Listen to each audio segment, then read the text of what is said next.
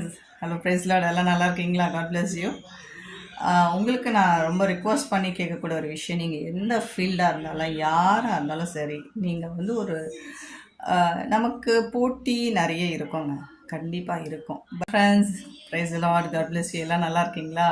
நீங்கள் யாராக இருந்தாலும் சரி, நீங்கள் பிஸ்னஸ்லையாக இருந்தாலும் ஒரு வேலையாக இருந்தாலும், நீங்கள் என்ன பொசிஷனில் இருந்தாலும் சரி, நீங்கள் சின்ன லெவலில் இருந்தாலும் பெரிய லெவலில் இருந்தாலும், இல்லை ஒரு ஒரு ஒரு பெரிய பெரிய ஸ்ட்ரகிளாக இருந்தாலும், உங்களை பார்த்து நான் சொல்கிறேன், டோன்ட் வரி, பிகாஸ் கடவுள் உங்களோட கூட இருக்கிறார். சரியா? இன்னொரு விஷயம் சொல்கிறேன், don't plead for anything for anybody. You should maintain always your valuable credibility, because you are very very special, very very unique prospective. ஏன் தெரியுங்களா? உங்களோட ஏசப்பா இருக்கும்போது நீங்கள் ஸ்பெஷல். சரிங்களா? ஸோ யார்ட்டையும் கெஞ்சாதீங்க. சில இடத்துல ரிஜெக்ட் பண்ணான்னா அதுக்காக கவலைப்படாதீங்க.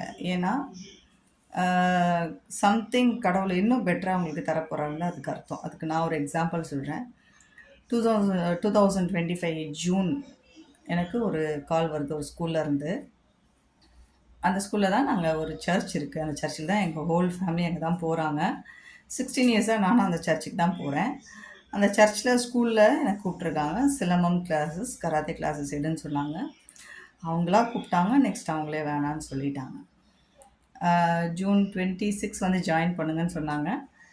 26 போனால் நெக்ஸ்ட்டு ஜூன் கூப்பிட்றேன்னு சொல்லிட்டாங்க.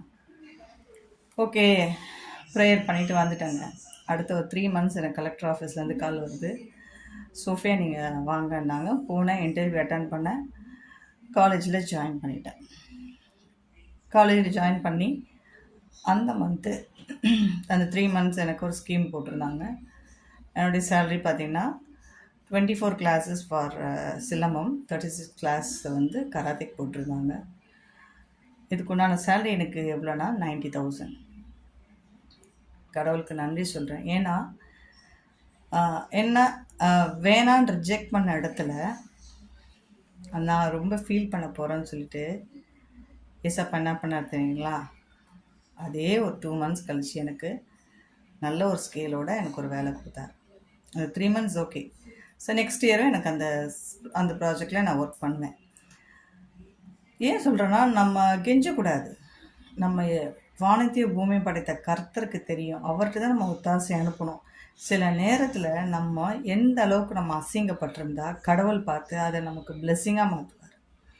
நான் அசிங்கப்பட்டதுனால கர்த்தர் எனக்கு அது பிளெஸ்ஸிங்காக மாற்றினேன். அதே தான் உங்களுக்கும் சொல்கிறேன். நீங்கள் எந்த இடத்துல அசிங்கப்படுறீங்களோ அதே இடத்துல தேவன் உங்களை உயர்த்துவார்.